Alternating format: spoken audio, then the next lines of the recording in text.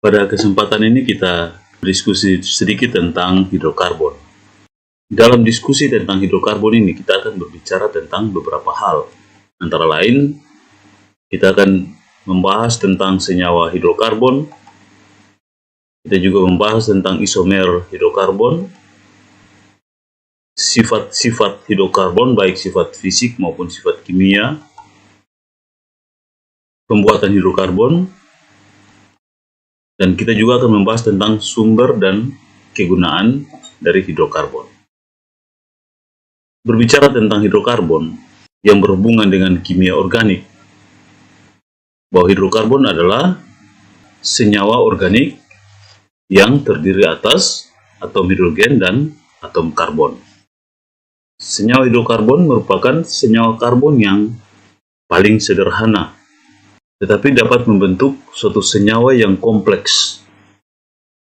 Dalam kehidupan sehari-hari, senyawa-senyawa hidrokarbon ini bisa kita temukan misalnya dalam minyak tanah, bensin, plastik, dan lain sebagainya. Menarik untuk dipelajari karena hanya ada ikatan antara hidrogen dan karbon, tetapi dapat membentuk senyawa yang begitu kompleks. Mari kita selidiki. Pertama, atom hidrogen. Atom hidrogen memiliki satu elektron, dan dalam konfigurasi elektron dapat ditulis 1s1. Artinya bahwa atom hidrogen memiliki satu elektron pada kulit pertama subkulit S. Dan dengan demikian, maka atom hidrogen ini tidak stabil. Sehingga untuk dapat mencapai kestabilan, atom hidrogen membutuhkan satu elektron. Begitu juga dengan atom karbon. Atom karbon memiliki 6 elektron. Dalam konfigurasi elektron dapat ditulis 1s1, 2s2, 2p2. Artinya bahwa ada 2 elektron pada kulit pertama subkulit S, dan ada 2 elektron pada kulit kedua subkulit S, dan 2 elektron pada kulit kedua subkulit P. Dengan demikian, maka kita dapat katakan bahwa atom karbon memiliki 4 elektron valensi atau 4 elektron yang berada pada kulit terluar. Nah, dari kondisi ini, maka atom karbon pun tidak dalam keadaan stabil. Dia masih membutuhkan 4 elektron untuk bisa stabil.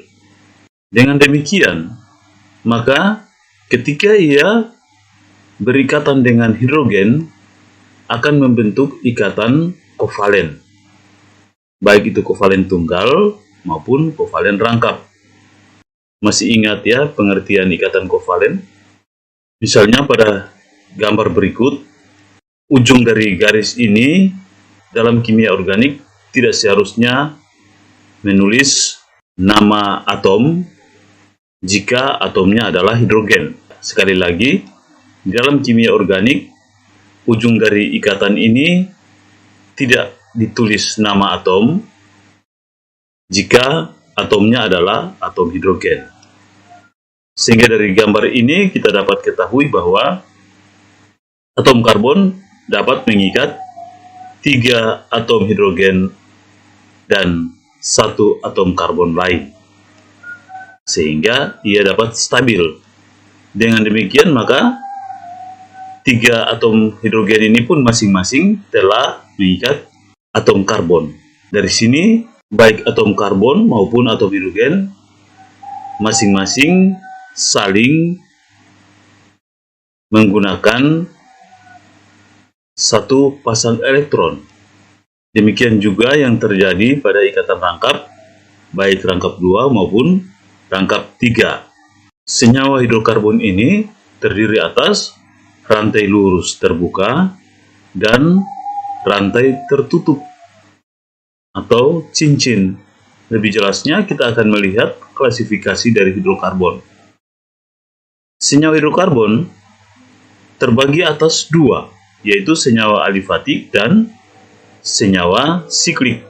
Senyawa alifatik adalah senyawa rantai terbuka, baik itu rantai lurus maupun rantai bercabang. Sedangkan senyawa siklik adalah senyawa rantai tertutup atau berbentuk cincin. Nah, senyawa alifatik ini terbagi atas dua, yaitu alifatik jenuh dan alifatik tidak jenuh.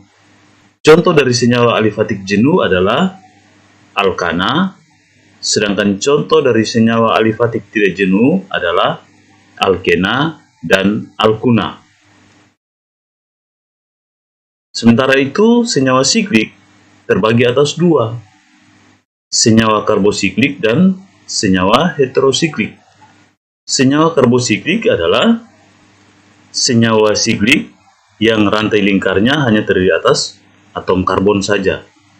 Sedangkan senyawa heterosiklik adalah senyawa siklik yang rantai lingkarnya terdapat atom lain selain atom karbon. Senyawa karbosiklik terdiri atas senyawa asiklik dan senyawa aromatik.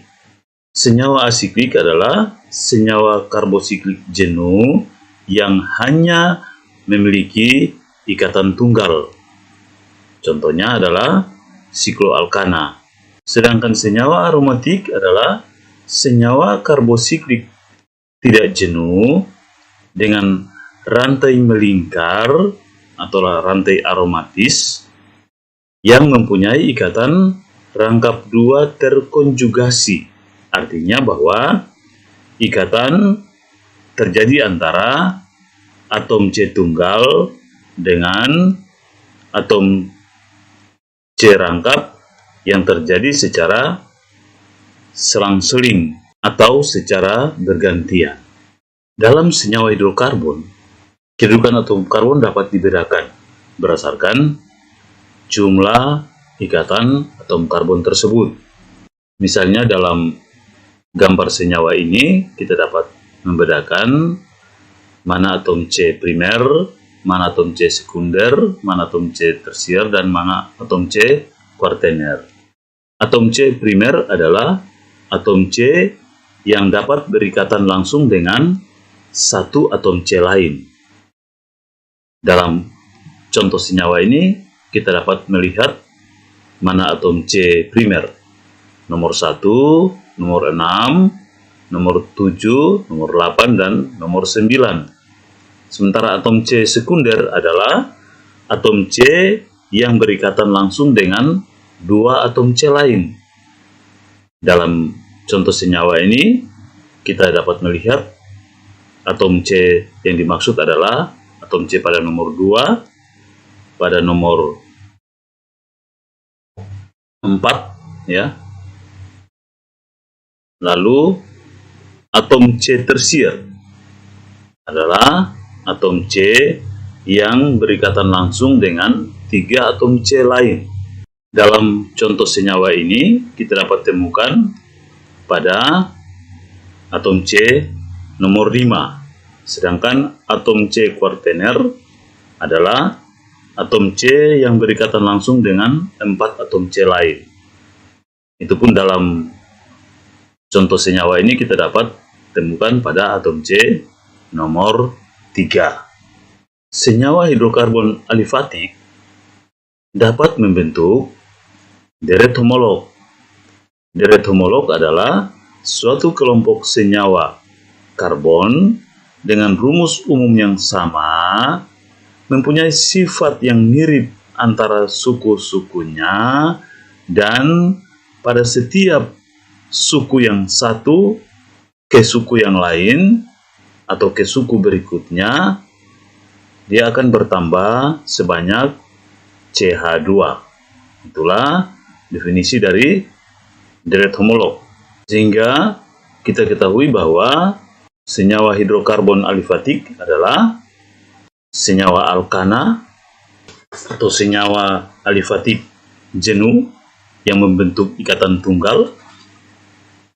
Dia memiliki rumus CnH2n tambah 2. Lalu ada senyawa alkena, senyawa alifatik tak jenuh dengan membentuk ikatan rangkap 2 dengan rumus CnH2n, dan senyawa alkuna atau senyawa alifatik tak jenuh yang membentuk ikatan rangkap 3 dengan rumus CnH2n kurang 2. Dengan demikian, maka menarik untuk kita membahas ketiga hidrokarbon alifatik ini.